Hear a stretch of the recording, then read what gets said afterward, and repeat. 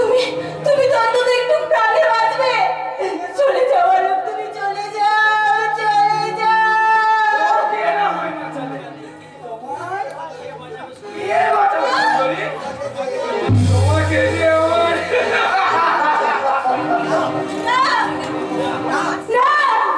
তোরা মনিকা কোনো ক্ষতি করতে পারবি না শয়তান।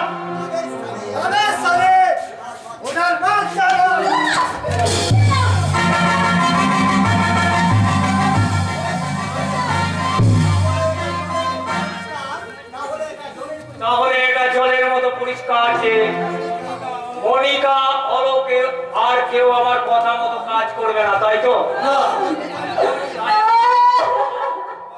সবাই শুনে যাও।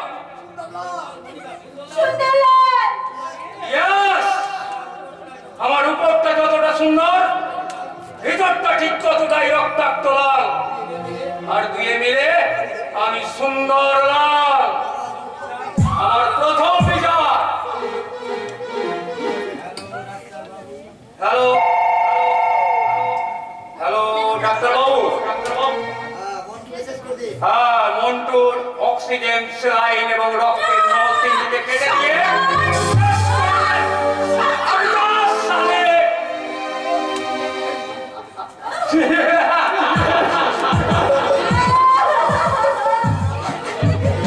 আমার দ্বিতীয় বিচার। এই অবস্থায় ছেড়ে দিলে ও বাইরে গিয়ে আমাদের সমস্ত কুবৃত্তি ফাঁস করে দিতে পারে।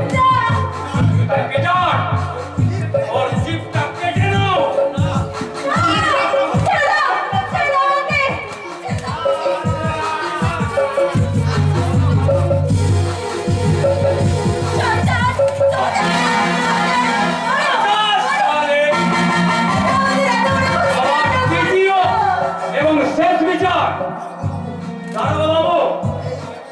এই শয়তানের সারা মুখে কলঙ্কের কালি দিয়ে এমন বিভৎস বিকৃত করে দিন যাতে সারা জীবন আর এই সভ্য সমাজের মুখে মুখ তুলে তাকাতে না পারে।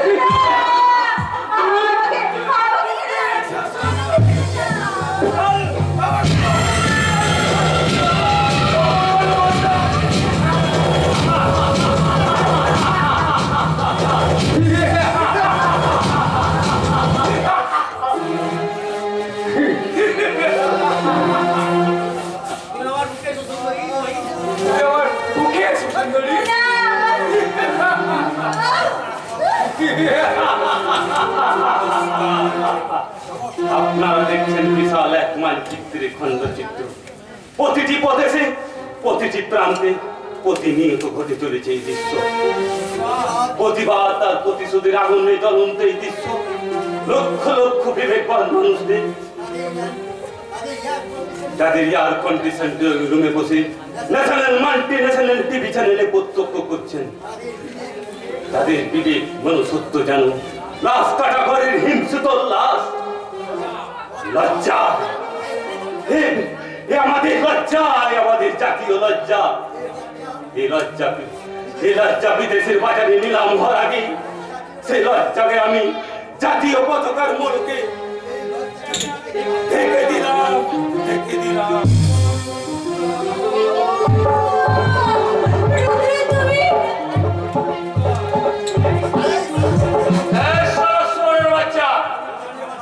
যদি প্রাণে বাঁচতে চাস তাহলে এখান থেকে পালিয়ে যা। চালান হয়ে যাবি। আইন নিয়ে ছিড়িমিড়ি খেলতে চাইলে তোমাকে আমি ওই পর্যন্তই থাক, কারণ তোমাদের সকলের জানা আছে যে ওই আকাশের রুদ্রের সঙ্গে মাটির রুদ্রের কোন তফাৎ নেই। সেই ইচ্ছে করলে যে কোনো পাপ অন্যায়কে জ্বালিয়ে পুড়িয়ে ছারখার করে দিতে পারে।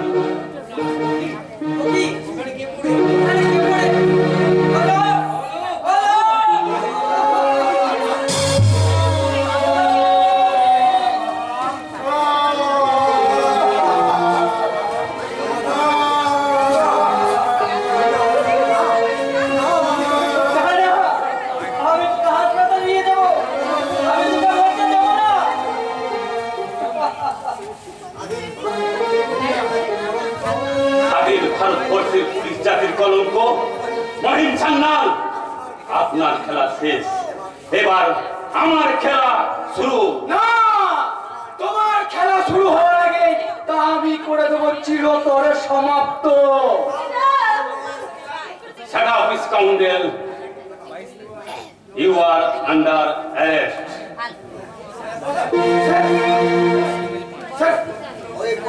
ওই পবিত্র পোশাকটা আপনার মতো জানোয়ারের গায়ে মানায় না।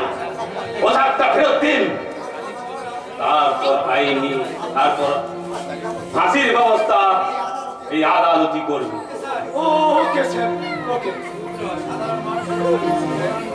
সাধারণ মানুষের স্বাধীনতা নিলামকারী জানোয়ার সুন্দরলাল। আমার উপরটা যতটা সুন্দর, ভিতরটা ঠিক ততটাই রক্তাক্ত লাল। আর দিয়ে নিয়ে ভেতরটা না রে, তোর উপরটায় আমি রক্তাক্ত লাল করে দেবো। আমার পিস্তলের গুলি দিয়ে তোর বুকটাকে আমি ঝাঁঝরা করে দেবো।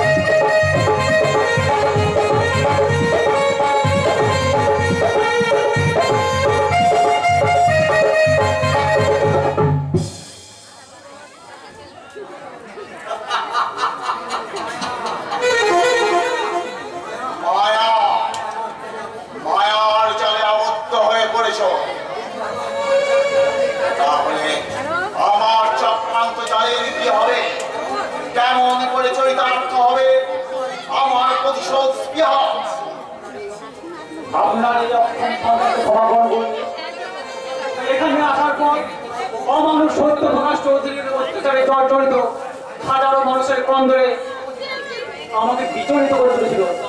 তাই তাদের কথা ভাবতে গিয়ে আপনাকে দেওয়া প্রতিশ্রুতি রক্ষা করতে পারো, কিন্তু তাদের জন্যই বা তুমি কি করেছো?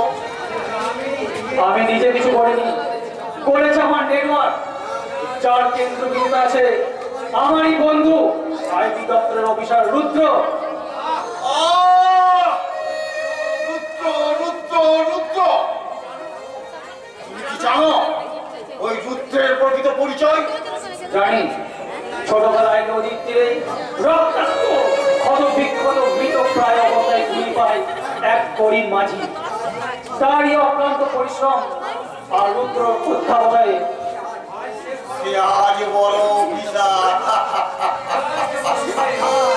জয় জয় জগদম্বে। মা, মাগো, তুমি আছো, তুমি আছো মা, তুমি আছো। কি হলো গুরুদেব, আপনি? তোমার সব অপরাধ আমি ক্ষমা করে দিলাম। তুমি আমার কথা মতো কাজ করতে পারোনি ঠিকই, কিন্তু রুদ্রকে এখানে এনে তুমি যে কাজ করেছো তার ঋণ আমি কোনোদিন শোধ করতে পারবো না। তার মানে রুদ্র আমার সন্তান, আমার বুকের পাঁজর। তাহলে আমার সন্তান সূর্য কোথায় গুরুদেব? তোমার স্বামীর পাপ, অধর্ম আর অত্যাচারের সব মূল্য মিটিয়ে দিয়েছে সে তার জীবন দিয়ে।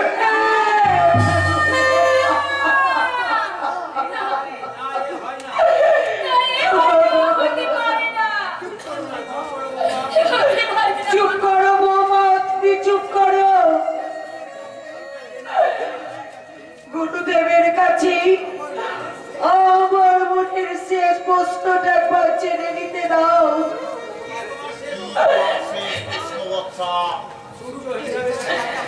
সূর্য হিসাবে যাকে আপনি বাড়িতে পাঠিয়েছিলেন সে আসলে কে গুরুদেব? তার আসল পরিচয় কি? কি?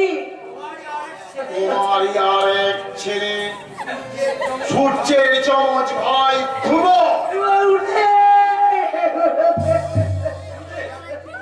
আপনি কি বলছেন গুরুদেব?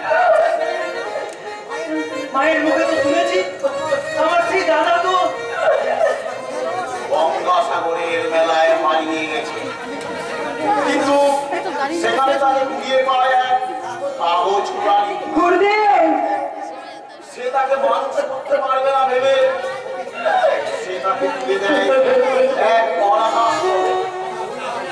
তাহলে আপনি ওকে পেলেন কি করে? আপনার প্রকৃত পরিচয়টা কি? যে জায়গায় আজ তোমাদের বাগান বাড়ি মাথা তুলে দাঁড়িয়েছে, আমি সেই জায়গার মালিক আনন্দমোহন সামন্ত। আনন্দ, আনন্দ তুমি? তোমার স্বামীর চক্রান্তে বিনা দোষে 14 বছর